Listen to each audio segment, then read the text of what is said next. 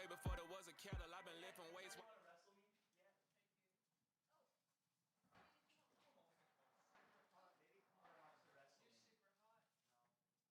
Michael, man, I'm offended right now. That's what I'll say. What's up? I'm offended. Well, I still love you. What's up? Everyone wanted the back rows, far away from me.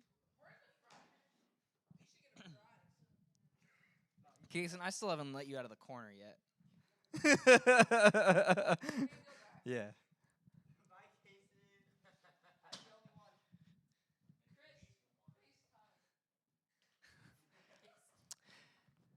All right, Kason, thank you for going there. You can come back now. Casey, are you okay? You had to walk like 50 steps, maybe. That's right. Walk the shame. All right. Kind of like, sometimes I like the smaller crew gets a little intimate. I can just like talk straight to you guys. I can just talk to Ethan the whole night. Ethan. All right, I could do that too. Yes, question. 24th is our changing time, and we'll see how it looks. Hopefully, we get some new junior hires in. That's the goal. I don't know. We'll figure that out after, Kason. All right. Hey, last week was awesome. We're diving in First Corinthians. We were able to talk about a little bit about one, sexual purity, things like that. But also how to handle like when people in our community are following their own ways, falling into sin, and how we like deal with that. How we lovingly, caringly like help out each other. And we kind of talked about how if you look down, there are things that you can kind of clean up off yourself and make yourself more into the image of Jesus as we go and we follow him. But there are some things that we won't be able to see that we need others to be able to call out on us and be real and be helpful and say, hey, man, like, please separate. Thank you. I need your help to like call me out if all of a sudden I'm doing something that is not right, that is not after God's heart, so that I can continue to follow him. The goal is that I would be able to continue my walk well with Jesus, live in his wisdom, live in his love, and all of my fellow church people, my community is there to help me through that, especially in the realm of sexual purity. So we got to talk about the guy who Paul straight called out because they're like, hey, you're letting this guy who's sleeping with his stepmom just hang out in your community and no one's doing anything about it. You're just like, oh, yeah, we're just like totally good with him. And no one's actually saying like, hey, you need to change this. You need to fix this. This is not right. Like, this is not okay. This is not good. So we talked through a ton of that. Some of the common themes that Paul is telling the Corinthians. Does anyone remember some of the things that I've used to describe of like how the Corinthians have been acting or how they've been feeling about like themselves that Paul has been hearing about? Any memories?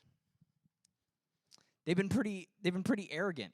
They've been pretty puffed up about themselves, saying, like Paul kind of gives us a bad name as Christians because he works with his hands, and we kind of think that we're the wise ones in this. And then Paul has been making fun of them a little bit and saying, oh, that's right, you guys are all the wise, and I'm absolutely nothing. I'm just, the apostle who's going out and brought you this gospel. And so he's kind of calling them into account for a lot of their actions. What we're going to look in today is no different. He kind of moves on a little bit, but next week, it's all going to kind of tie in together with what we talked about last week, a lot of things sexual purity-wise, and then what we're going to talk in this week. It's kind of going to come and merge together next week, so stay tuned. You don't want to miss it. But this week, our title for the message is called Bum-ba-da-dum. Next slide. Squash and beef. Squash and beef with Paul. Squash and beef. And so my first question for you guys is this. How do you resolve conflict? Like you personally. How do you resolve conflict? Over years, I've actually been learning a lot about conflict resolution and how what I've learned is not like the only way, or even just what my personality is not the only way that people typically handle conflict. I learned this in a lot of my past like relationships and things. Is actually I really don't like conflict. I'm a pretty conflict adverse person. I like it when people are happy. I like it when there's no problems. I like it when we can stand in front of each other and like smile and everyone's feeling all right. And so for me, in my mind, it's almost always been like a fight, because if there's conflict, I see it as like this big overarching terrible thing that is almost too big to tackle, or I shouldn't even just address it. It's better not to even like pay attention or address it. I'll just pretend it's not there. So that was like me, my base skill set, how I am, and now I'm working on is I'm pretty conflict averse. If someone says something mean to me and I don't like it, I'll probably just be like, okay, well, like, or if someone hurts me in some way, I'll kind of just eat it and harbor it inside, and then it'll like eat me up for years and years until I deal with it actually. But people have different styles of conflict, so you might have a different one where if someone even like, says something to you, you're like, yo, there's no way I'm letting you leave this space right now without you knowing like you messed up, and I'm going to tell you to your face, and I'm going to be straight up. There's like two opposite ends of conflict resolution. When conflict comes up, how do you deal with it? In the context of relationships too, which I'm not going to go deep into, but even like partner-wise, some people go and say, hey, I want to hash this all out right now. I want to talk this through. I want this conflict like over and done with right like now. And if someone else like leaves, that's them saying like they don't care enough about you in this moment to actually work through the conflict. But there are also other people who in the moment, they don't have their thoughts processed and they don't know what to say, and it's all hitting. So they need time and space, and they're like, hey, I need to leave in order to process and think and dwell and come back to you with what I think. So people are all over the spectrum. So I want you to kind of think through, like, how do I handle conflict? Do I just avoid it? Do I not pay attention to it? Do I almost get too hyped up into it to where I like kind of like conflict? I'm like, yeah, like I kind of want to pick some verbal fights with people. There are some people who like to argue a lot, and it's because they really like this conflict thing. But conflict resolution is a necessary tool for you guys to go and operate in life. It is 100% necessary. And it is good to develop and have the tool ready to use. It's not always fun to use, but the detriment that can happen if you choose not to use a tool of conflict resolution in any way, or you choose to follow kind of whatever your flesh says on how you want to resolve conflicts, can lead to some catastrophic end results. And that's not to put like pressure on you. It's to say like, hey, take some of this seriously. And it is actually very, very practical because the way that humans are, you will be in conflict with someone else. And you'll have to figure out how to operate, what to do in that moment. Paul is going to help us a little bit, specifically in the context of look around you, like here in the church. I don't mean in these walls. I mean with your fellow believers, your brothers and sisters who are on the same path pursuing Jesus, that we're here to help, support, to lift up, encourage, to build up in their walk. So as you go and you are here, and you might get conflicts with people here and say, man, this person just really annoys me. Man, this person just keeps like saying these things, and it keeps bugging me, and it's gotten to a point where I just like want to rip their head off, but I don't know what to do. Like, all right, cool, here we are. Conflict resolution. It's important, it's tangible. If you have brothers and sisters, it probably pertains. If you have parents, it pertains. Everything. Everything. Yeah, or both. If you have coworkers in the future, it will pertain. Everything. But this this is specifically talking about within the church. Remember, Paul has been calling out the church of Corinth, saying, you guys are puffed up about yourself. You're not actually paying attention to your body and helping call each other out in love, in truth, in grace, while mourning for them, like walking away into sin. You're not actually like staying unified together in love, all of these things. So he goes and he says, hey, when one of you has a grievance against one another, does he dare go to the law before the unrighteous instead of the saints? Or do you not know that the saints will judge the world? And if the world is judged by you, are you not incompetent to try trivial cases? Or sorry, are you incompetent to try trivial cases? So he goes straight in, and Paul like hears things. He's on the road and he's traveling and he's telling all these people about Jesus. But he's getting all of this information about the church of Corinth. He's writing people. He's, sending people back and forth to go visit, and then they come back and he says, hey, what's going down in Corinth? And, oh, well, there's, a person in their midst who's doing these sexually immoral things. There's, they're suing each other all over the place. So they're feeling like one person has wronged them. So one person's wronged another person in the body, and they're going out to, like, the Roman official, like, law, the Greek law there. Instead of, like, handling it themselves, they're going outside, going to the law, and saying, hey, I need you to take these charges and figure these things out with my brother in Christ here. It's like if Clayton stole Kaysen's skateboard right now. Oh, man. Well, all right. There we go. That's a little bit like better. Why? Because you guys are built. You guys are family. You guys have this care for each other where you know each other's heart, right?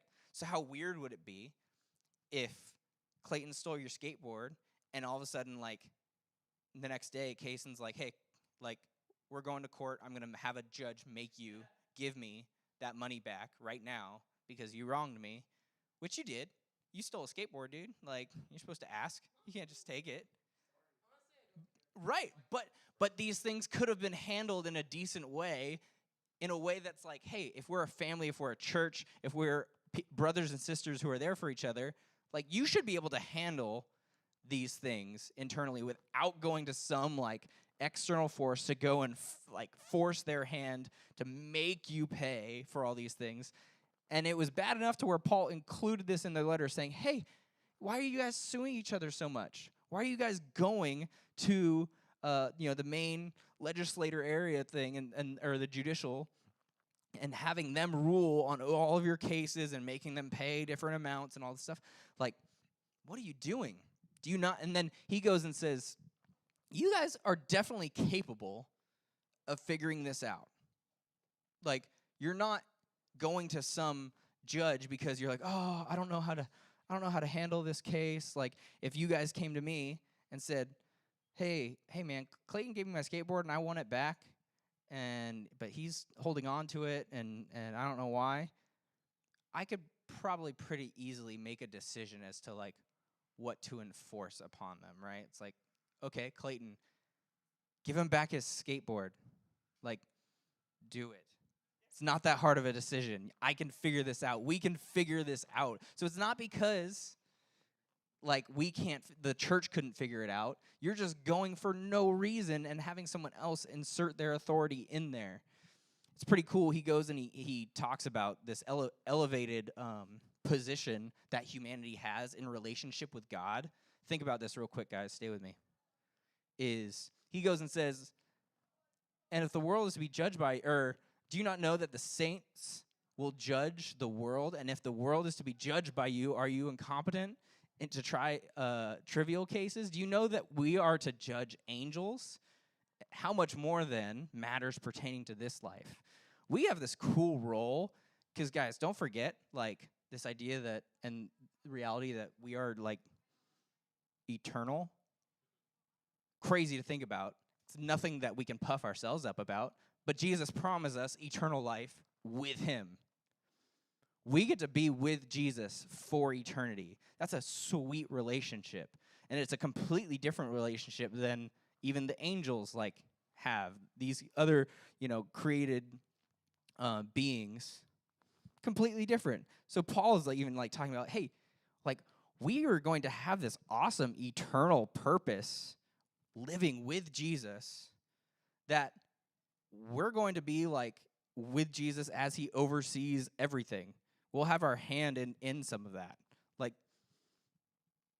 You can handle some of these little things. Let's keep going. So if you have such cases, why do you lay them before those who have no standing in the church? I say this to your shame. Can it be that there is no one among you wise enough to settle a dispute between brothers? But brother goes to law against brother, and that before unbelievers? It's like if you guys, maybe in your household, right, you and your brothers, sisters, get in a squabble, you handle it within your family, right? It's like your dad is able to all right, I understand the situation, and I understand the relationship that you guys have. It's like these guys are going to some complete other family and saying, hey, should you go and judge? Can you tell what my brother and sister and I should do? It's like, what? Why are you going out of the family of someone that doesn't even know you, that has a completely different set of lenses of how they would rule, of what is just even? The idea of what is fair and true, completely different from people who know Christ and know him as the truth.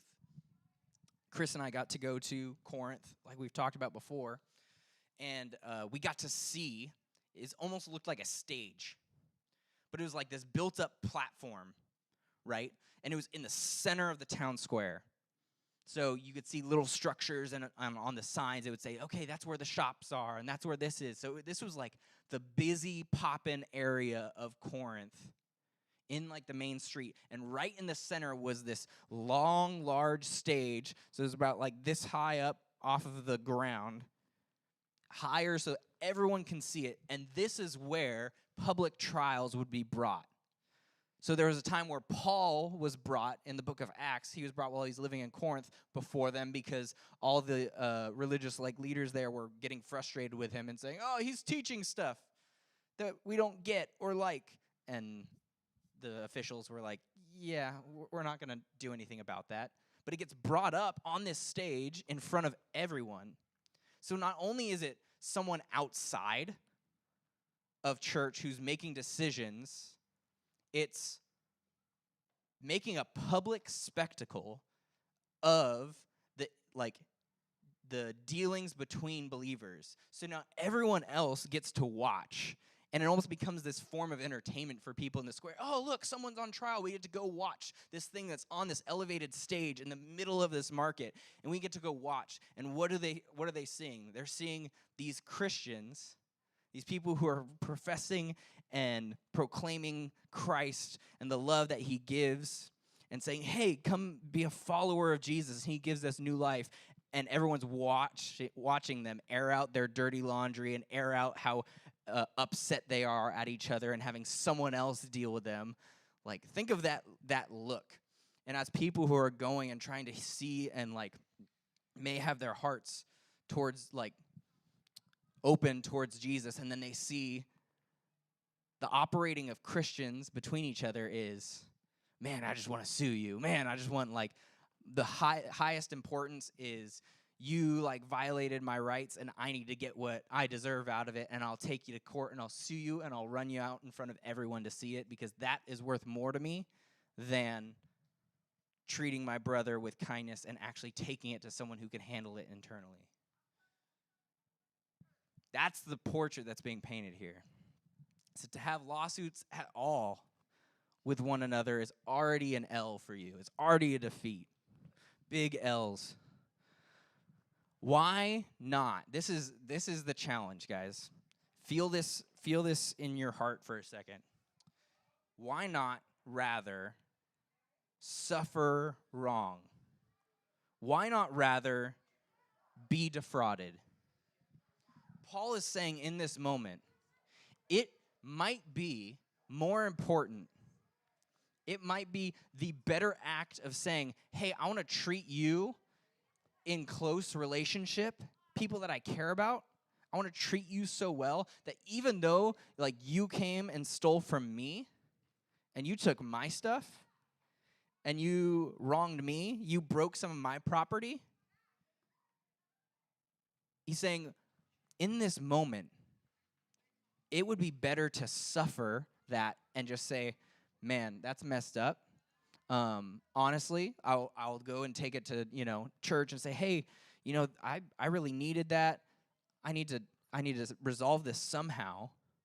But at the far extreme, almost letting it go and saying, I will eat that. It is actually more important that I care for this person relationally than I just always got to get what's mine. And that's tough for us. Like if someone came and broke your Xbox. Oh. Someone came and broke your Xbox. Does it matter? Interesting. Someone comes and breaks your Xbox, right? Conflict resolution. One thing what these people are doing is they're taking it and saying, oh, you broke my Xbox? Like, cool. I am going to sue you for this Xbox. Pay me the money, or else you will be arrested. I'll have a judge, rule in my favor. I'm throwing down. I'm reaching for someone outside. What's a different way to actually genuinely resolve conflict in a way that shows that you care for this person still? One, I'd say tell them directly. Be real and true with how you're feeling and be able to vocalize that to them directly instead of going straight to a higher power in order for them to enforce it upon them. Loving in a community, and if there's anyone that you care about and they have wronged you in a real way, whether it's monetary, whether it's verbal, whether it's something, and you feel it and you're like, hey, this is really bothering me, tell them. Say, hey, that Xbox is really important to me. That's how I de-stress. I worked a lot, and I actually, really care about those things. Is there any way you can help? Can you please help pay for that? I know it was an accident. If that's really how you're feeling, cool. Start to resolve that. Bring it up. Make the ask. What's the alternative to that? The alternative is, I'm just going to stay silent, but I expect them to do it, but then they don't, and a week goes by, and they still haven't said anything about them paying back for my Xbox, and now I start to build resentment in my heart because this conflict I've left sitting there, and I haven't said anything about it, and I'm just waiting, and now I'm my resentment's building and building and building to where, you know what, you haven't even done anything, so I'm just going to sue you, you haven't paid me, and do you see the rift that it creates when conflict is left untouched? It creates a rift between us and the other person, and in the context of the church, we don't want our body of believers to be broken apart. That's exactly what the enemy wants. This is our strength to have each other. So when something comes up, tell them. Say, hey, this is bothering me. Can you please assist in paying me back? In, hey, when you use those words, it really hurts me. Can you please not do that? Tell them. If that doesn't work, figure out how you can handle it with someone else who cares about your guys' relationship and isn't just going to pick sides and someone's going to slam the book on them. And if nothing works within the body of believers, and it's this person is just stubborn, it's well, why not rather just suffer the wrong? Rather not be just defrauded. You're not the one who did wrong. You're not the one who did evil. You have nothing to be guilty about if you were defrauded, if you were stolen from. And he says, but you, in your midst, yourselves wrong and defraud even your own brothers. And he goes and he flips it on the person who is committing these acts towards one another. Why are you stealing from your brothers? Why are you stealing from people who are there to care for you, to uplift you? Why would you be doing these acts? Why would you be insulting the ones that are there to help and support you? Why are you tearing down the things that are supposed to build up? And this culture can creep into our friendships, our adult size, our adult section, church institutions and stuff. Friendships can get like, oh, well, like we were friends, but then they did this and I didn't really like that, but I never said anything. And all of a sudden, like little tensions can build because people aren't willing to go and actually resolve conflict within each other, which is truly an act of love. Cutting out the thing that separates one brother from another includes sisters in that statement too. If you're not choosing to cut out what is separating you, then you will grow apart, and the enemy will create this rift and tear apart this toolkit that you need. Conflict resolution, y'all. It's huge. There was a quote. I forget it. Something along the lines of,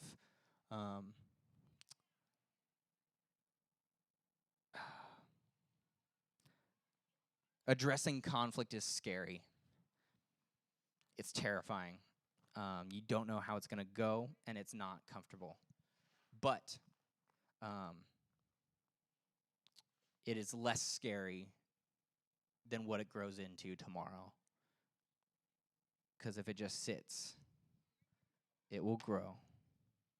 So either figuring out how to communicate it genuinely to one another, or figuring out how in your heart you can release yourself from it so that there is no vengeance, there is no jealousy, there is no I need or resentment that builds up in your heart to your own brothers and sisters. Let's go to the next thing. Modeling loving each other as a mission. That's our goal. Because people are watching too. And when people come here, I want kids off the street with the skateboards, walking in here. I want people who've never heard the word of Jesus in here, hanging out, being welcomed by all y'all, getting to know new people, new friendships being made, you guys showing what it looks like to live for Jesus at your age, caring for him. And what that culture needs to look like is what it looks like to actually love one another. Say, hey, man, I got you. Oh, hey, you're struggling with that? Dude, I'm going to pray for you right now. I got you. Oh, hey, newbie. Oh, dang, you're having a tough time with your parents? Dude, I'm so sorry, man. I'm there for you. I'll love you. I'll be there. Oh, yeah, you know what? Stevie, he pushed me extra hard in the game yesterday, and I got super mad about it. But I went up to him after, and I was like, hey, man, I actually hurt when you, hit me. And he's like, oh, dude, I'm so sorry. I didn't mean it. I was just in the zone, and I get, into it sometimes, so I apologize. Boom, beef, squashed. People can witness that. Huge, including our conflicts. Last thing. We should desire to serve and love each other, not tear them down. I'm going to bring in the idea of cancel culture again. This is what I see in society en masse. This is the new move for everyone is you didn't do what I wanted you to do. And instead of me taking responsibility for my feelings of being hurt and being disappointed and telling you, which would be the caring thing to do if you offended me in some way by something you said, by something you did to me, the caring thing would be to say, hey, man, that actually bothered me. Hey, man, please don't do that. That actually hurts my feelings. Instead, everyone is quick to go straight to some level of authority figure for them to drop the hammer on the person who did that, and there is zero love in that action.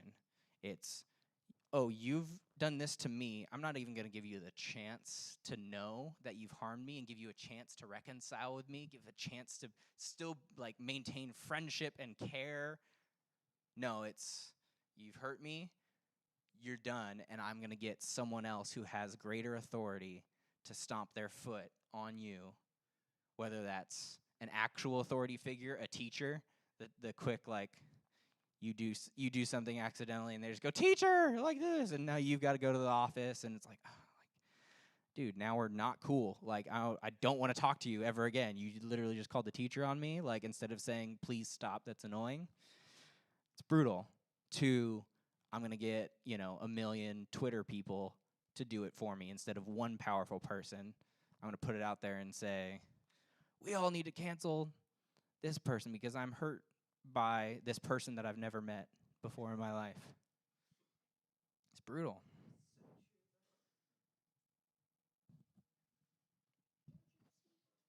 It's brutal. So guys, when you have conflict, do whatever you can. One, to resolve it as quickly as possible with grace and truth, presenting it to the person who's harmed you, who you've genuinely got hurt from. It's not to like say there's no hurt involved.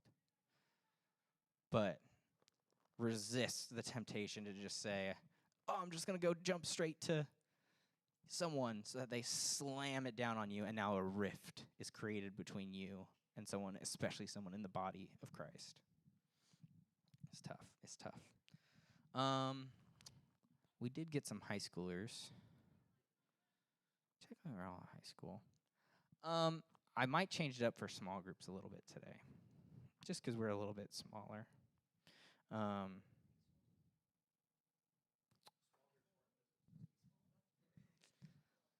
Small.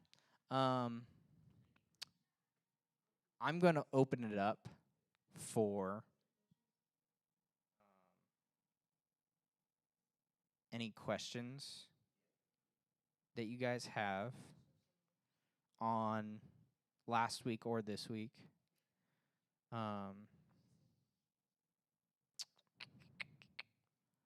What else?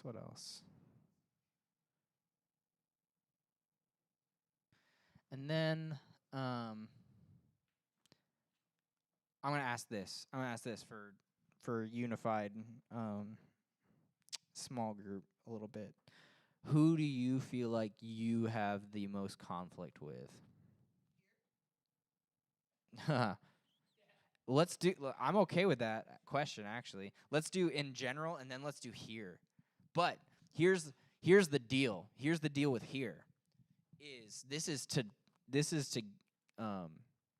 see your own heart.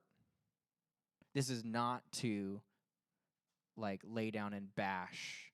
So I have conflict with this person because they're the worst, and they just and it just turns into a bash. That's not what the objective is. Do I want to? I don't know if there's a way to do it without it turning into that.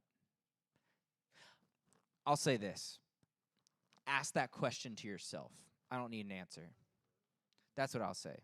Ask that question to yourself, and if you have an answer, then go talk to them. And if you feel like you have unresolved conflict with someone here, then yes, I would say like immediately go talk to them once we're like somewhat settled and say, hey, I feel like I've been holding this against you, and that's my bad, but here's something that happened, and I just want this to be resolved, and I'm sorry for not telling you about it. Boom. Easy words. So, in general, let's go in general. Hey, MD, can you, on that computer, the one that's not pro-presentering, can you log in? Is it on? Or do you have to log in? No, it's on. Can you hit stop streaming, please?